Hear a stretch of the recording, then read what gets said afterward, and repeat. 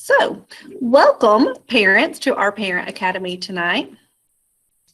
Tonight we'll be focusing on how we can continue to build that strong relationship between home and school.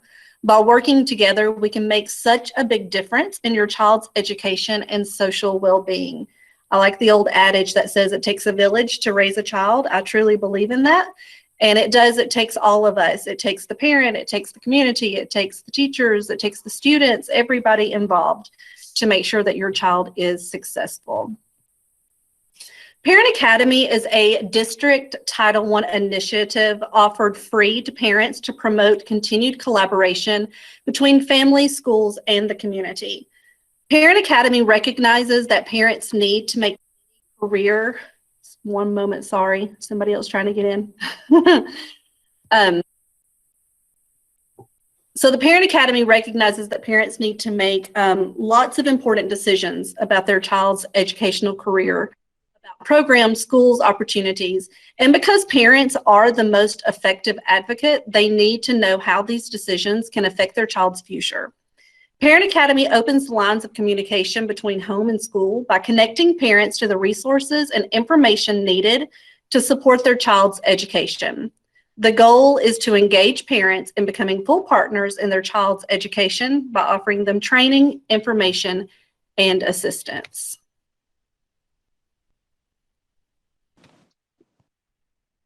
So this evening we'll be discussing your child's mid-year benchmarks.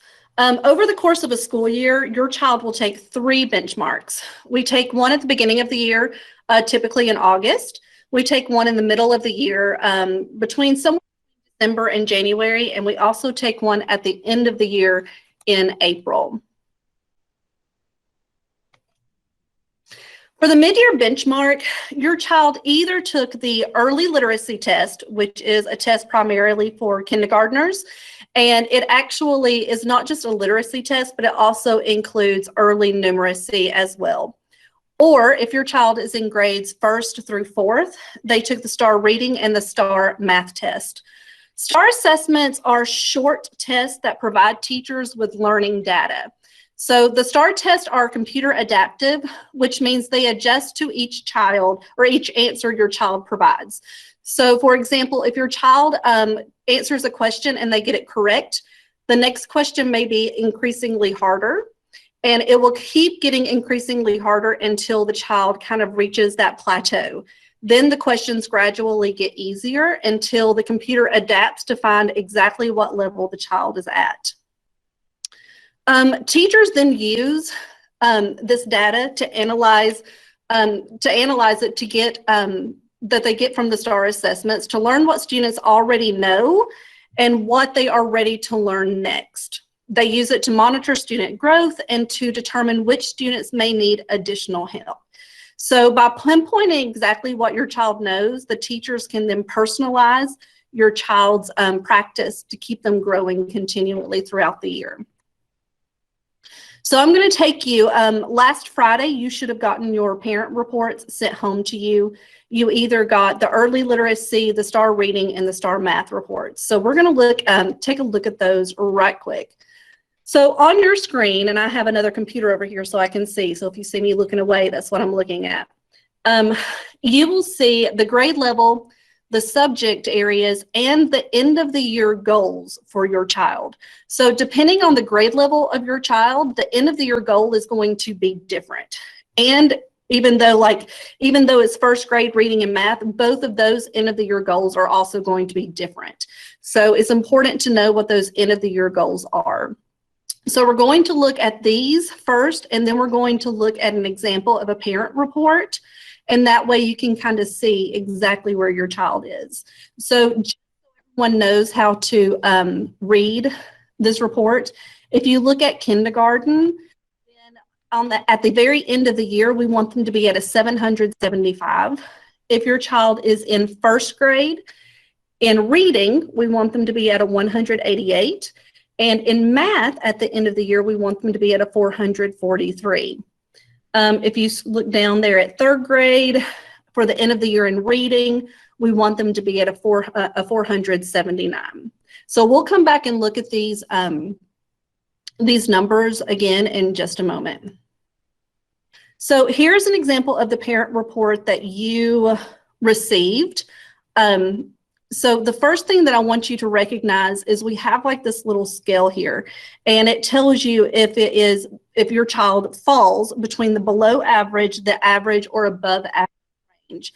It's important to understand that the STAR reading and the STAR math test and even early literacy, it's kind of a moving target. So, depending on where your child is right now in the middle of the year, that's what that report is showing, where your child is right now at this moment in time. So this doesn't necessarily, your child can still go up on that scale by the end of the year, and they can go down that scale by the end of the year. So this report that you have in front of you is really just where they are right now for January, based on their January benchmark. So the next thing I want you to see is the score right here. This is what our teachers look at. It's called the scale score, and that is the score that we use in the graph that you just saw just a few moments ago. So for this parent report, this is for a second grader. It shows her at a 475 in reading. So if we go back to, here, and you can see this again, a 475 in reading would be above where she needs to be at the end of the year. So that kind of gives you a chance to look at the parent report if you have it in front of you. Make sure that you're recognizing if it is reading or math, and you can kind of see where your child is in comparison to where they need to be at the very end of the year. So I'll leave these up for just a second. And also, if you need any of these scores at all, you can get with your teachers, and they will be glad to let you know what the end of the year scores are. Or you can contact me. I'll have my information at the end, and I will be glad to send you that information as well.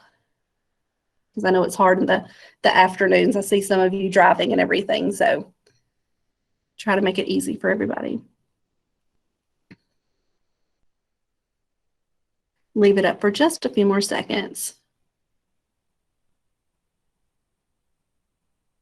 Okay, so we have our scores now. We know where our child is in terms of the middle of the year.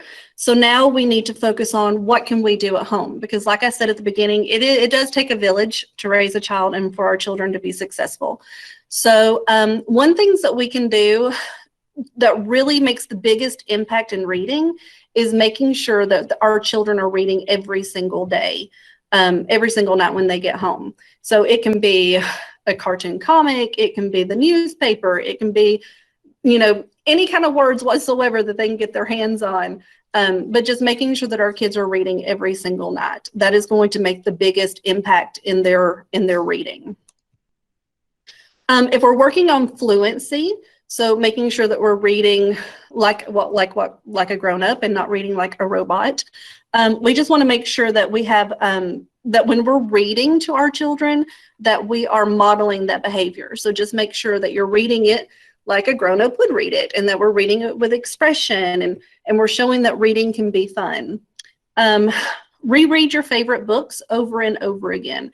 I know that I have a 4-year-old at home who, of course, cannot read yet, but you can give her one of her favorite books and she can pretend like she's read it because she's heard it so many times. And that's the very first step in reading, is memorization of those books. So just reread that book as many times as they want to.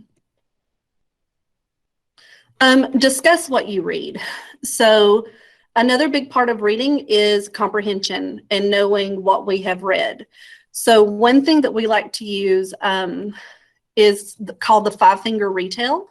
And that is just where we talk about, who are the characters in that story? Where did the story take place? Was there a problem? Was there a solution? What events took place? How did the characters feel? And just little things like that. So just general questions that you just think of when you're reading, just to make sure that they're understanding what they're reading. And encourage your child to read to you, and not just you. Sometimes, I have 2 kids at home too, and I don't always have time to read to my youngest. So I'll tell my 2nd grader, hey, go read this book to your sister. And that's great practice too. So even if you don't have time, because we do live busy lives, if they can read to their favorite stuffed animal, or if they can read out loud to their animal, their favorite pet, or to a younger sibling, just anything that we can do to get them encouraged to read aloud to someone else. This is a text messaging system. We shared it at our first Parent Academy, so I'm not sure if you have it or not, but it just kind of gives you tips on things that you can do nightly. I have it on my phone, and I know that I get tips. Even it just says, go to the kitchen and have your child read the ingredients to your favorite, brownie batter or whatever. So it does just give you tips of things that you can do at home to promote that literacy, and even some math stuff if you want to download it. So you just take a moment if you want to, or you can just write it down and text the R4K GA5 to the number of 70138. It asks you, will ask you questions like how old your child is and things like that. So that way the tips that you are given will be reflective towards that age group and not something that would be too babyish for them.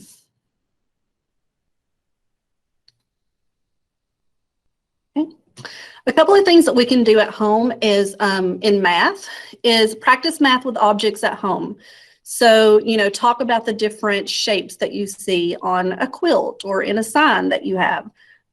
Talk about empty containers, how much one can hold versus the other, or talk about, if you have a cup and a half a cup, 2 half cups will fill up the whole cup. So just having those quick little conversations at home.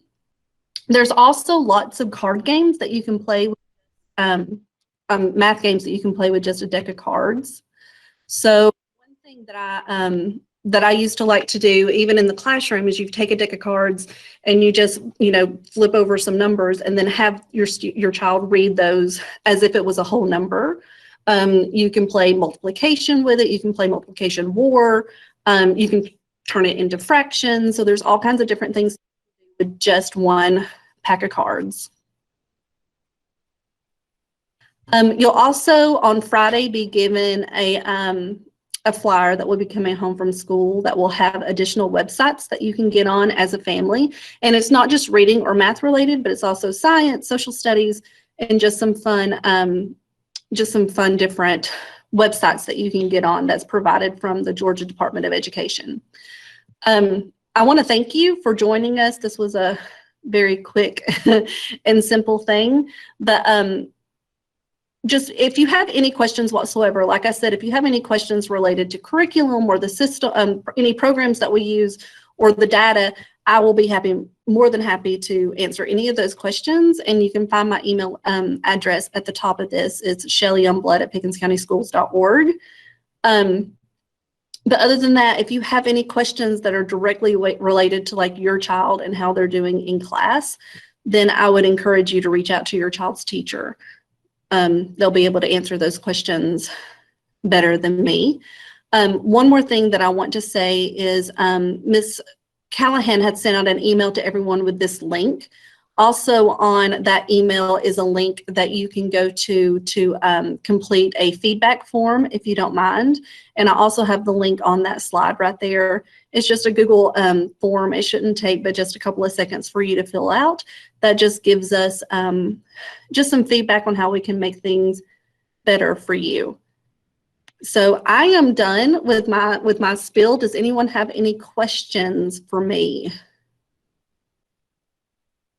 And I can stop presenting. Any questions? Going once? Going twice? No, I'm just super impressed we had this many people. I'm very excited that I got to speak to all of you tonight. Well, that is it then. I hope everyone has a wonderful evening. I think there's a big football game coming up pretty soon in Pickens County, so make sure you are listening for that too. So anyways, have a great evening, and I will talk to you all very soon. Bye.